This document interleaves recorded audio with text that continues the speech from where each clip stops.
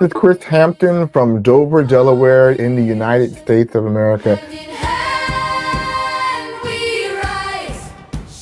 And I am excited to be a part of the second International Leadership Conference that sharEvery is hosting in Nellore, Andhra Pradesh, India.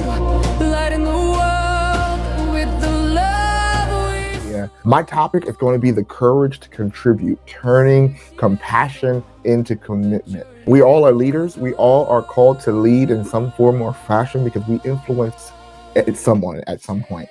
And I'm going to be sharing with you how we can add compassion to your commitment to serve the vision, how we can make the vision happen together.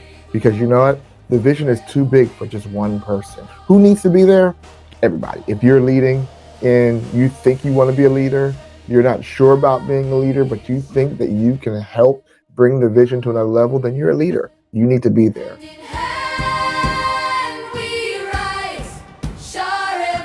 I will be there live for my second time coming to India, and I'm looking forward to seeing you in the place. Don't miss out on a great community coming together to do great things.